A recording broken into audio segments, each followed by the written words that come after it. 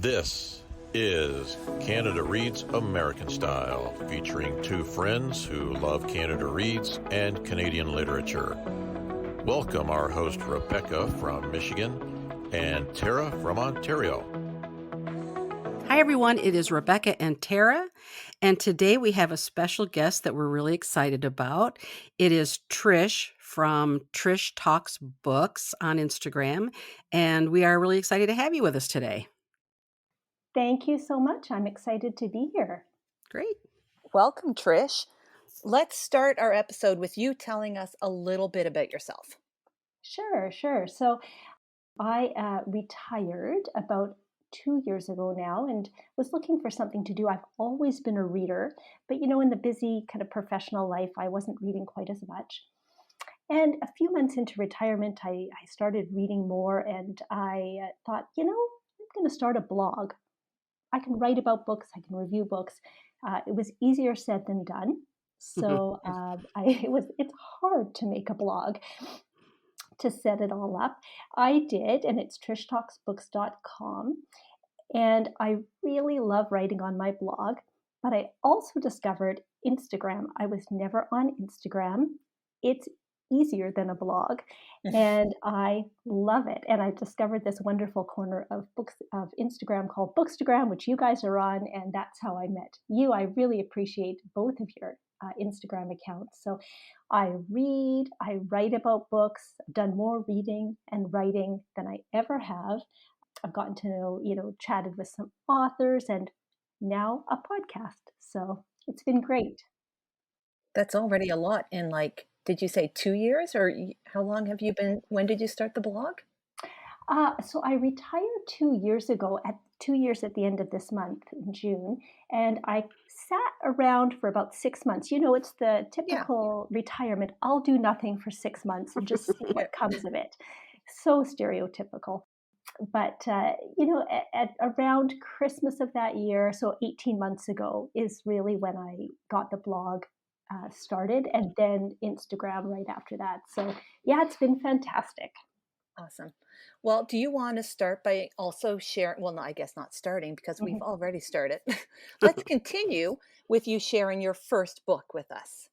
Sure. And I also want to say, just before I share my first book, I really appreciate your podcast and your Instagram, because it's been wonderful getting to know Canada Reads. I think, this is one of you guys' area of expertise, and it's been a real inspiration this year, getting to read the Canada Reads books. And I just wanted to say that up front because it's been very inspiring. So thank you very much. Well, thank you. That's so you. nice. So yeah, it was really an interesting process picking 3 books. It was really hard because I have all the books that I want to talk about. What I wanted to do is try to bring books today that are new to me, that brought something new to me in the past 18 months. So the first book I'm going to talk about is probably familiar to many people, perhaps to you guys, and it is Braiding Sweetgrass. Have you heard of this one? Oh, yeah. Have you read it? Oh, yeah. Okay. I just had started it, but I have not gotten all the way through it yet, but yeah. I'm a huge fan. I love that book, Trish. Okay, good. Me too. So this is Braiding Sweetgrass by Robin Wall Kimmerer, and it was published in 2013, so it's not a new book. And she is a member of the, I'm going to pronounce it wrong, but Potawatomi Nation. And a professor of botany, and she lives in New York State. So wonderful book. And the reason I wanted to talk about it is that I never listened to audiobooks until I started my Bookstagram account and my blog. And I listened to Braiding Sweetgrass on audiobook, and it was a beautiful experience because Kimmerer narrates her own words, and I find that to be quite a magical experience. So I had also picked up a physical copy of the book for one of my local little free libraries. So I would listen to the book, and then I would come back and I would read passages that really spoke to me. And it was a great way to read the book. Yeah.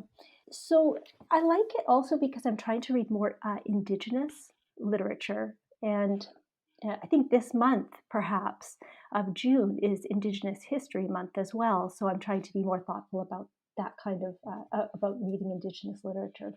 Can I just say, I've never been an audiobook listener, but I have to say, I am going to totally look for this in audio because I love the stories, but I read one and then I love it and then I don't go back to the book because to me it's not a book necessarily I would read straight through, but I love the idea of listening to the audio version. Tara, did you listen to the audio? I did not, but I've heard an interview with the author, and she does have like a beautiful, like uh, a very relaxing voice. Like it's just a voice that kind of puts you at ease. So I can Yeah. imagine that it would be a great audiobook. Like it's on my list to now listen to it as an audiobook Yeah, as well. definitely. Yeah, she's at once got an engaging style, but also almost a meditative style. Mm-hmm. And that's what made it quite a wonderful experience. And I agree that it's a book of stories, so you can read it and then you can come back to it at a Hmm. different time. Each chapter, she sort of starts with an idea, and then she takes that and it becomes a self exploration. And for example, she has moves into a home with her children quite a few years ago, and there's a pond that is covered in algae. And she takes that idea of wanting to clean up that pond so it can be a swimming area for her children. And this turns into a multi year affair of cleaning it out. But also, it leads her to talk about what is motherhood, both for in the human, plant, and animal world. What is responsibility to nature? What is reciprocity? So it was really neat that way. And I like that she marries sort of the Western science part of herself with ways of Indigenous knowing. And that Mm. was a beautiful thing to read as well. Very powerful. Yeah. It was neat because there was a lot of beauty in it, but then she also sort of let loose some of her anger. And there was a chapter where she takes the idea of the Wendigo, which is an indigenous monster to do with greed and consumption. And that's a Wendigo becomes a stand in for society's kind of greed and overconsumption. And it was very powerful to hear. Hmm. Yeah. Excellent first choice. Yeah. Yep. Good Thank start. you. Good And start. I will say that one of the inspiring things I took from the novel is that she talks about a three sisters garden, which is planting corn, beans, and squash. I love the idea. So I'm a vegetable gardener. So I've dedicated one of my veggie beds to doing a three sisters garden this year. So I'm Oh, very excited. oh, that's awesome. Oh my Mhm. gosh. I love that. I will, since we're all on the Robin Wall Kimmerer train, I will put in that I recently read her other book, The Gathering Moss, and it's likewise, Trish, it's beautiful. It's a smaller book, but she does the same thing, except the botany is very focused on mosses, which I Mhm. loved. And she does the same thing. She interweaves like indigenous culture and storytelling with societal issues, and it's amazing. So I'm going to put that out there for you to grab next. I'm going to put that on my Yeah. TBR. Yeah. Absolutely. Okay, so I will go with my first book of this chat, and mine is This Is How We Love by Lisa Moore, which I think came out, oh, I should have known, very recently, within the last year. I think it was in 21 or 22. I'm going to go with 22. I'm guessing here, though. Lisa Moore is a Newfoundland writer, and I love Newfoundland writers. I was born and raised in Newfoundland, so I have a soft spot for Newfoundland writers and storytelling. However, she is not new to the Canadian literature scene, but she is a new writer to me. I think I've read one other book of hers, and that was only within the last year. So this is the second book of hers, and I've picked up the rest of her books, and I'm going to work my way through her backlist. But this one is her most recent one. This Is How We Love, and it tells the story of family and the tangled relationships of family, and even sometimes how our family includes people that we don't necessarily want to be in our family, but but they are, and that's what makes family. It's beautiful, and it's I would say the jump off point of it is I can't remember the main character's name. She and her husband are on vacation, and they get a phone call that her 20-year-old son has been shot, or sorry, stabbed. So he's been in a fight. This is right at the beginning, and it's in the middle of the snowstorm, that huge snowstorm that Newfoundland had a couple of years ago, and she has to find her way back to him. And when she does, it's them coming to terms with his injury and what happened and the story behind it. And it delves into young motherhood, his childhood, all the relationships, and it's beautiful. It's amazing. I loved it. What was the other one that you read that you really highly recommended? There was Oh, February or something? February, that's it. That was about the Ocean Ranger disaster in the 80s in Newfoundland. Oh yeah. Yeah. Yeah, that Yeah, one's on that's on my TBR. yeah, Yeah. she's a great writer. This sounds like Yeah. a wonderful book. I love stories about family, the complexity and uh, the, uh, the exploration of those relationships. So I'll have to Yeah. put her on my TBR as well. Oh yeah, please do. It's a because it is, yeah, it is about family. Now I found some of it difficult to read only because she really deep dives into that relationship between a parent and a child when your parent learns that you can't keep the child safe at all times. And so I found it difficult as a mother to read it because that's your biggest fear sometimes, right? Is your children and not being kept safe. Yeah, that's always challenging. Yeah. Okay, Rebecca, because I'm like getting all choked up. Let's move on to yours. Yeah, I'm going to move into nonfiction as I Okay. am so happy and thrilled to be back in my nonfiction world. Yay. So I read True North Rising, my 50-year journey with the Inuit and Dene leaders who transformed Canada's North by Whit Fraser. It was published in January of this year, and he was a former CBC reporter for, I guess, 50 years. And he is married. His second wife is Mary Simon, who is Canada's first Indigenous Governor General.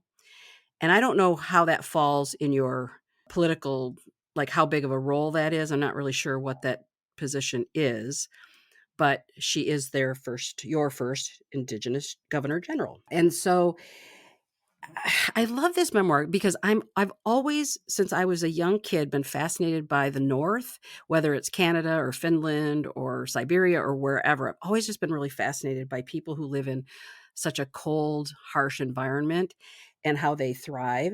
And so I picked this book up last year, and it was really interesting because he is a white man who went to the North to be this reporter, to report the news, etc., to the community. And he embraced everything about the culture. He also was embraced by the people because he was there for so long. He was respectful.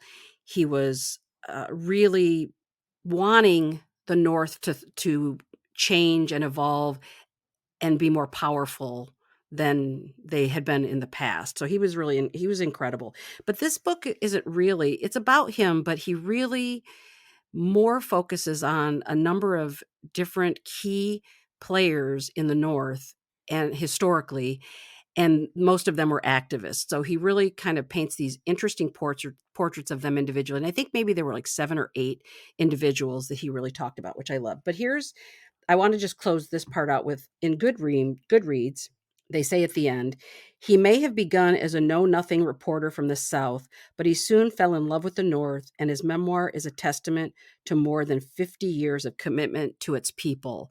And that's what it is. It's really a love story to the North.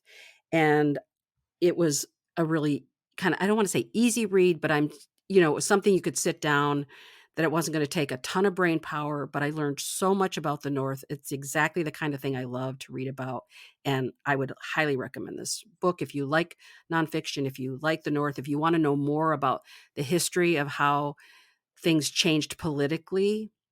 I think it's a great, great read.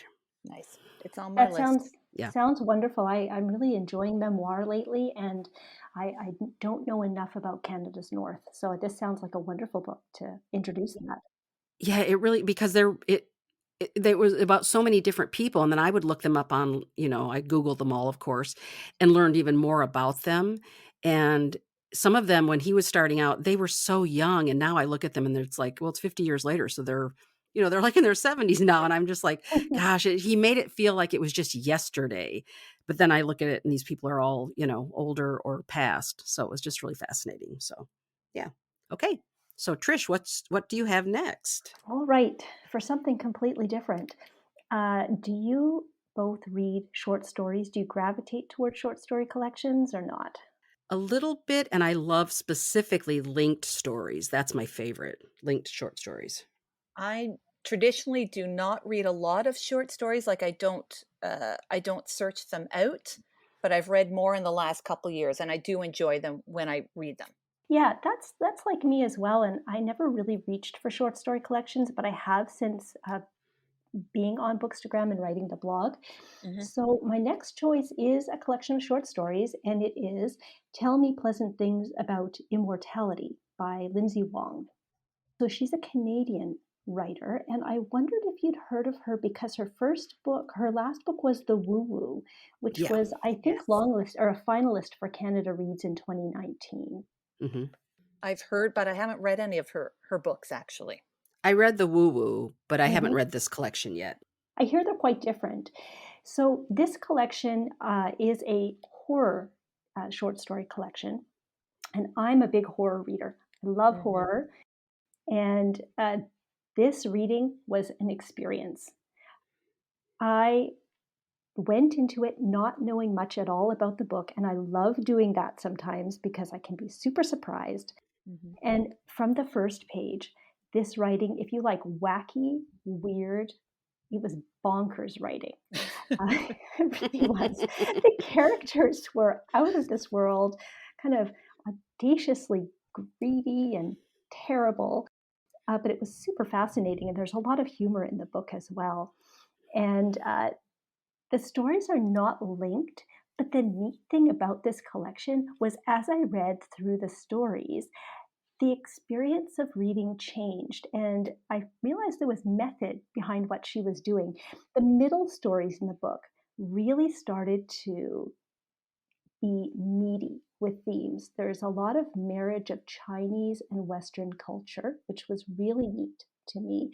And there's a lot of the theme of women in peril, of female suffering. So, actually, quite difficult to read in its own way for those reasons. There was a story that I really liked called The Ugliest Girls, and it really was a comment on um, our society's fascination, I think, with beauty, with wealth, and also the way we feed off of people's suffering and their misery, like reality TV and the Ooh. difficult parts of social media and such. Really a neat story, but quite troubling. And then as you go through the book to the end, it's quite difficult in the middle. And at the end, she gives us some really satisfying feminist comeuppance. So Yay. Oh, I love that. smashing the patriarchy type of story at the end, this like little wee bit of hope and a way out. And there were so many stories I loved in this collection, and reading really was like an experience. So if you like horror, if you're interested in trying short stories and really out there wacky writing, I would highly recommend it. Just went on my list. Thank you. And Tara is a horror reader, so I think, Tara, you're going to like this, it sounds like. Yeah, I think we realized just this past week, I think, Trish, through Instagram that we share a common love of horror kind of thing. So yes, that's I'm right. taking that one. It's great, and there's been a few really good horror short story collections, and this is one of them. So I'm really loving it. Lots of trigger warnings here, but I think that a lot of people are going to like this. Yeah, sounds great. Okay, I'm going to take a complete turn away from your book. Okay. With my next one, and I'm going with a poetry book. Nice. So Yay. So this one is called A Dress Made from Light by Sherry Doyle, and Sherry is a local poet in Ontario. And I actually found this book through Instagram. Like I follow Sherry on Instagram. I believe she is at the River Pages, but I can double check that and put that in our show notes. And she had posted about her book, and I was like, well, that sounds lovely. So I went and ordered it. And it is one of my favorite poetry books now that I've read it. I am a poetry reader now, but it's only in the last few years that I've become one. But this one it's just beautiful. Again, it's difficult to read in the subject matter because it's Sherry's mother had Alzheimer's. So it's her going through the journey as her mother goes through Alzheimer's. It's her going through it with her. I'm going to read this is what Sherry had put on her Instagram post. This collection of poems considers memory curation, the saving, making, and remaking of memory from the perspective of a daughter whose mother is experiencing memory loss. Interspersed throughout the poems are photographs of objects that are makers of memory, the objects once held by creative, industrious hands, presented along the riverbanks, nestled into trees, or cradled by a path into deeper woods. And it's just a beautiful book. Like it's stunning. Her imagery is stunning. I could only read 1 or 2 poems at a time, which is how I do it anyways, because I would just have to put it aside, because even though I'm not going through anything remotely similar at the moment, you don't need to in order to feel the poet's words. And the pictures that she puts through, she carries so much. It might be a picture of a doll in the limbs of a tree, like in the crook of a tree, a jam jar, like those objects of domesticity become so much more when they're linked with her words. It's a beautiful poetry book. And we will put in the notes, we'll link to where the publisher, where I ordered it through the publisher's website also, which was Vocamus Press. Yeah, and I just looked it up on Goodreads, and it's not on Goodreads. So Yeah, you it's a can shame. you can add it. You can do that. Yeah, if there's a title that isn't in Goodreads, you can actually add it, and even if you've got the ISBN, if you add that, it'll upload it. Okay, well, I should do that. Yeah, definitely, because Yeah, it sounds like a book that I would love. I'm also trying to explore more poetry and just those themes of how fleeting memory is and the meaning of memory to a person and family, and how she's put photographs in just really appeals to me. As you speak, I'm getting kind of tingly, like I need to read this. Oh yeah, it's really beautiful because you get like the daughter as like an adult and as a young girl, because she flips back, not flips, but she slips easily into her childhood memories. So then you also get her mother with Alzheimer's and her mother as a young mother. Like it's a really stunning collection. Those notions of time that sometimes books can bring to us, how time passes and the fleetingness of time.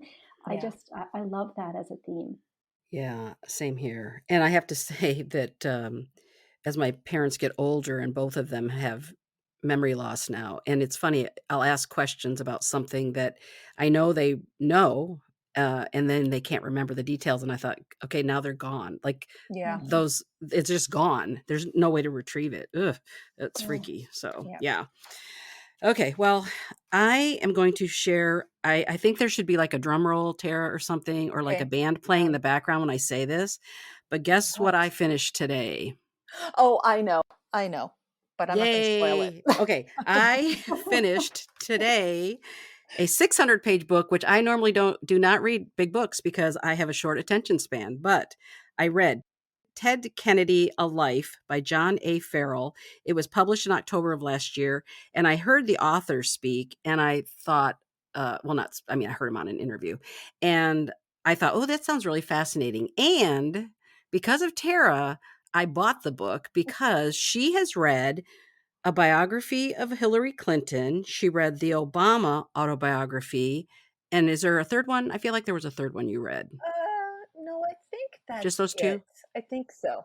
And I thought to myself, oh, for crying out loud, I have a Canadian friend who knows more about American politics in terms of that. And well, no, I'm just saying you know more about those two people than I do at this point. And so I said, I need to start stepping up my pace. So anyway, I read about Ted Kennedy, and I just want to say, I have my little notes here. It is I did cry at the end. I'm not gonna Oh. lie. I cried at the end. So it was. I feel like I've been living with Ted Kennedy for a really long time, Mm, and I am just so sad that our time together is over. Like I just want to keep being immersed in his life because while he was a terrible person in some ways because of some of his past behaviors and things that had happened to him, he was also an amazing statesman. mhm, And so here's one of the points that the author makes that I want to reiterate because when I started to read this book and realize all of this, I do not know how this man had a 46-year career in the Senate and despite everything was still standing at the end. So here's the thing. His parents, Joe and Rose, were monsters, both of them. They were horrible people, really, seriously. Like, I don't know how anybody in the Kennedy family survived these two people. I will not go into the details because I want you to read the book. It's fascinating. And this author, to me, made every sentence interesting. Like, I didn't tap out on anything. It was just fascinating. But he had his older brother died in the war. His sister was in a plane crash in Europe and died. He had a sister who ended up they think now maybe she had depression or something. She had a lobotomy and was institutionalized the rest of her life. He had two brothers assassinated. He himself survived a plane crash. And of course, then there's the horrible situation with Chappaquiddick, where he was responsible for a young woman's death. Then John Kennedy Jr. died in a plane crash. And then he gets brain cancer at the end of his life.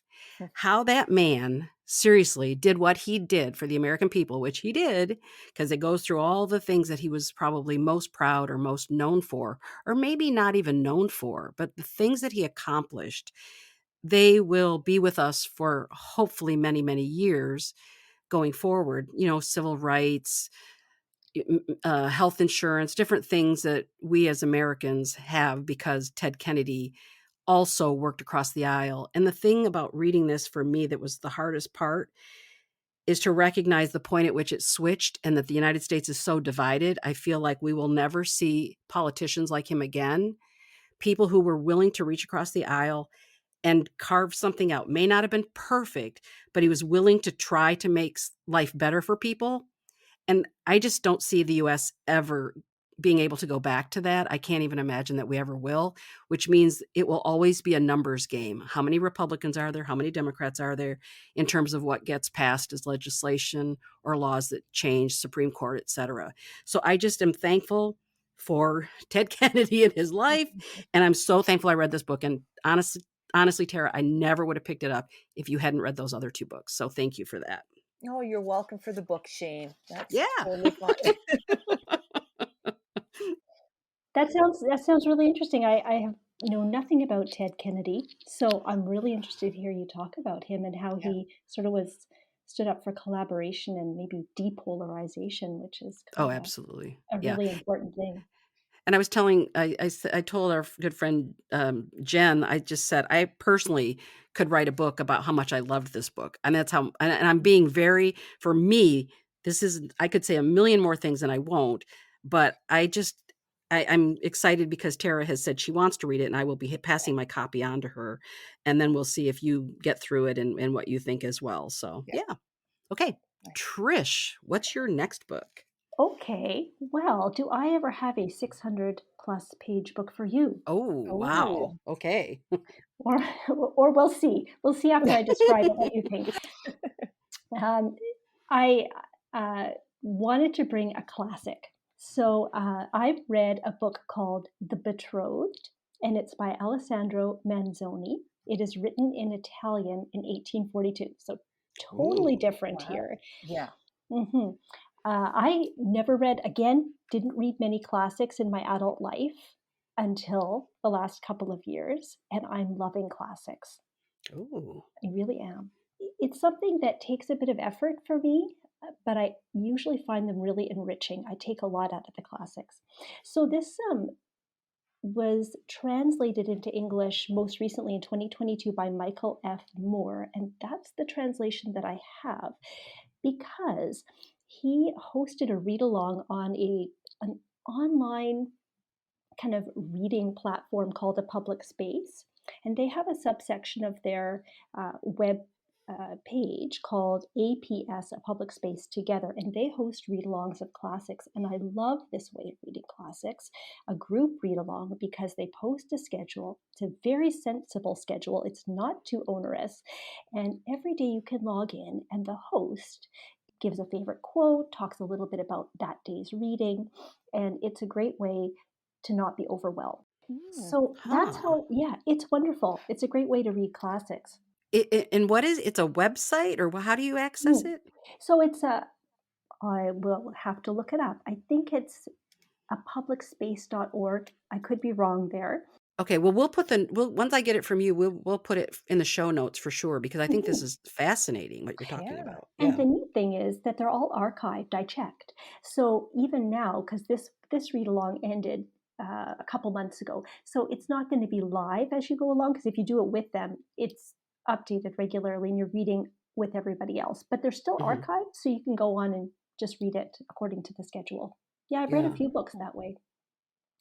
So this is a wonderful book, and the reason I wanted to bring it today, is that it's a classic about two young people, Renzo and Lucia, and they just want to get married, and the local aristocratic villain doesn't has decided he wants Lucia for himself, not in an honorable way. So he opposes their marriage, and it's basically the next few years of them traipsing about the countryside trying to get married with all of these blocks put in their way. It's high melodrama. It's very entertaining. There's some complex characters, heroes and villains, and there's a famine happening in the northern Italian countryside during this time. So, really interesting historically. So, Manzoni is writing this in 1842, but it's set in the 1600s, Italy. It was all very good, but then the book took a turn that became a little bit surreal for me, and one of the reasons why I think people should read this. Uh, After the famine in 1629, the next thing that happens in this book is a plague. The Black Death comes to Milan. And the curious thing was, I was sitting there reading the book, and it was almost as if I were reading about the last 3 years. Ooh. It was weird, you know. Uh, the plague comes is obviously the plague, but the citizenry of Milan and the government engage in denial. It was like reading something from today, blaming others. They blame the doctors, so the bearers of bad news can't walk through the streets of Milan without getting rotten fruit thrown at them, because they're saying there's a plague. There's political scheming, there's defiance of the quarantine, those kinds of things. It was Wow. really very interesting to me. And most difficult thing was that they blamed like magic and foreigners. So they would do citizens arrest of these foreigners and take them and haul them away, even though they were innocent. And it was kind of very terribly reminiscent of the anti-Asian hate that really reared its head, during COVID. Yeah. So very sobering in the middle of this book. Just fascinating. And so then the plague passes, and they go on and they keep trying to get married, and you'll have to read to find out what happens Yeah. at the end. But It's weird. fascinating. Yeah. There was just I actually have one quote here, if I can read it very quickly. They're talking about rumors of people deliberately spreading the plague. It's really reminiscent of conspiracy theories. And this is the quote: people willingly embraced these rumors as they became more distressed by the disease's presence and irritated by its stubborn threat. For anger is quick to punish, and as a wise man accurately observed, it would rather blame troubles on human misconduct against which it can exact revenge than recognize a cause against which it can only resign itself. Just amazing. Wow. So, a fun book with this interesting interlude of the plague. So it's not all serious. It's really good fun. So I'd highly recommend The Betrothed. All right. Okay. I was just looking at it on Goodreads, and it says in paperback it's 720 pages. Oh, there you So, go. 700 plus then. yeah, I will let Tara read it first. I was going to say, that's your next big read, Rebecca. I think it might be, absolutely. No, it does sound really great, It and really does. I did tell Tara, I am really sincerely trying to get over some of the hangups I have about my reading and just be more open and embrace things, so and I think I will certainly give this one a try. I'll give it a sincere effort, yeah. Yeah, well, I definitely recommend that kind of gradual, slow read. So Yeah. that's the way I Yeah. like to do it. So Mhm. I don't feel overwhelmed. I think reading the classics takes this kind of literary muscle that I need to practice. Yeah. And when I do, I usually find it really rewarding. So how long did it take you to read then, Trish? Boy, I'd have to look it up, but I think it was a 45-day read or something like Okay. that. Yep. So, Oh. Yep. you know, totally doable. Maybe I'm just trying to think perhaps about 20, 25 minutes a day of reading Okay. if I kept up with the schedule. Yeah, Yeah, that's yeah. doable. That's And then you can read other books. So, I often have, say, 4 to 5 books at a time that I'm reading. So this isn't the one book I'm reading. I'm reading this, yeah. and then I'm usually reading lots of other things in between, which is a good way to go. Okay, so let's before I go to my last book, so you read 4 to 5 books at a time? Yeah, I do. Different genres? Like what? Now I'm intrigued by this whole thing. Oh, yeah. So let's see here. So I usually have an audiobook going these Okay. days. So there's an audiobook that could be fiction or nonfiction. I usually have a nonfiction book that I often read again, kind of a bit a day. I do a bit of a Okay. slow read. Yep. And then I usually have a fiction book going. Okay. And right now I'm reading a meditation book Oh, slowly. And then I'm okay. also doing another fiction book read along with my daughter. So yeah, I think I have 5 at the moment. Yeah. But it's like watching TV. You'd never think, well, you can only watch one TV show at a time. People are watching different things. So I think it's the same with books and reading. I read several at a time. It's good. It's different genres, fiction and nonfiction, so I can see actually with that number. Hmm. Yeah, keeps me interested. Yeah. Okay. So for my last book, I have not quite finished it, but I'm very close. I'm going to finish it tonight. But it's a fantasy slash horror, and it is called Lost Boy: The True Story of Captain Hook by Oh. Christina Henry. I know. I'm flipping loving this book. It's just super fun. It's dark. It's a little gruesome at times, but it is essentially it's Captain Hook's story from the time that he is a young boy, and I think I haven't gotten to the part where he is Captain Hook yet, but I think it's like his what is that called when you get the superheroes backstory? I guess maybe backstory, Yeah. but Yeah. when told from so Captain Hook's point of view, when Peter Pan is not the great little boy that we actually think he is, or that he has been is presented by the traditional story. And it is just a fun book, but I realize I'm saying it's fun because it is just, you just want to flip through it. But as I'm getting further along in the book, I realize I think it's looking at aging and what happens when all of a sudden we realize we're aging Mm. and we realize we're going to die. So that takes a little dark turn there, but it is a super fun book. I highly recommend it. Yeah, I like a retelling. I totally have to read this book. So Yeah, this sounds really, really good. I think yeah, that's holy baloney. Okay. Me too. Me too. I have to read this. I think yeah, you had me at dark, gruesome, yeah, fantasy, yeah. horror, and aging. All of those It's things. I know it's so much fun, and it is. It's Peter Pan. Like Peter Pan's a total. Oh, what can I say? That's only like inappropriate terms are coming up in my head right now. So I'm just going to not say anything. But We know he's what you not. mean. When you look at the dark side of it, this young boy who sneaks in and steals children and brings them back to his private island. Not cool. Not cool. It's really fun. Yeah. Yeah. Excellent. All right. Well, I think we have a wide-ranging list of books for today's program, and I think everyone's going to find something that they want to read from our list. So, Trish, we just want to say thank you so much for agreeing to join us today. We hope that you had a lot of fun, but yeah, thank you so much. Thank you, Trish. I had a great time. Who doesn't love talking about books? I just it's a great experience. Happy reading, everyone. Thank you for joining us on our bookish journey. If you enjoyed this episode, please consider subscribing, rating, and reviewing Canada Reads American Style wherever you listen. You can connect with the podcast and Rebecca on Instagram at Canada Reads American Style and with Tara at On a Branch Reads. Until next time, keep reading.